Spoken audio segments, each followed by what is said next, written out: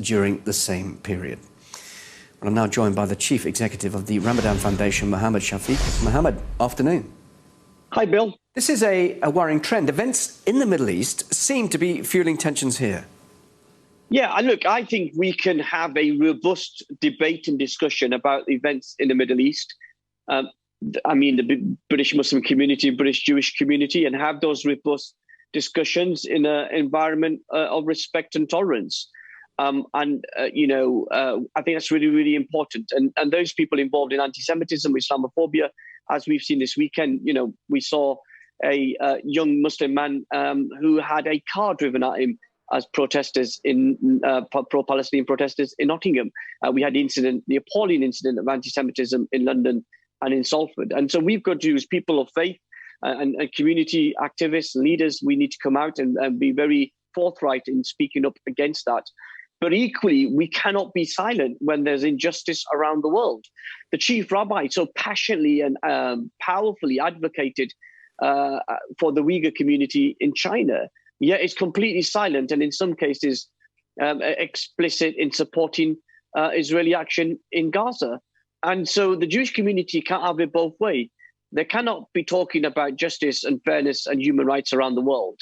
And then when the Palestinians are calling out for justice and fairness, they turn a blind eye. And so I think the relationship is strong enough, robust enough for us to have different opinions.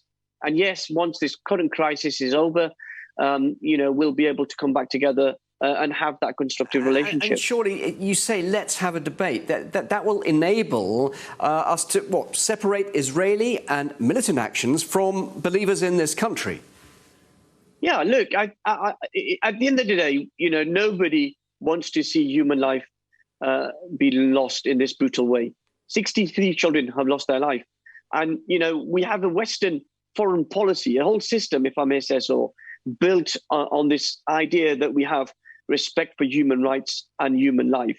And we know that's a farce, because when Palestinian children are being killed, we have government ministers here in the UK, but also in America, saying that Israel has a right to defend itself, yet doesn't talk about how Palestinians can defend themselves. They live in an open-air prison.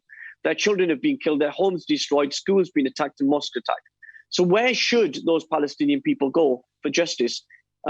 Clearly, this Western system of foreign policy is utterly failed, and people are seeing this around the world. We're hearing from you. Do you think that leaders on both sides, religious leaders on both sides over here, should be more vocal about calling for peace?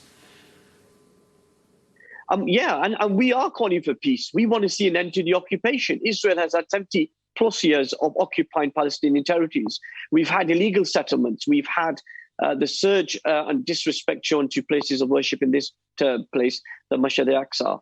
And, we've seen the rest of, the British Jewish community completely silent on that. And so don't ask me to condemn anti-Semitism and stand up against injustice when I ask you to stand up against injustice in Palestine, that you support the bombs that are being dropped on Palestinian children. So that's our position. I think we can have a grown-up conversation around that. We can stand absolutely resolutely strong against Islamophobia and anti-Semitism. Anybody who's involved in that should be reported and, the book thrown at them. But we should be able to have a robust conversation. Mohammed, thank you for talking to us about it. Mohammed Shafiq. Thank you, Bill. Well, still to come, this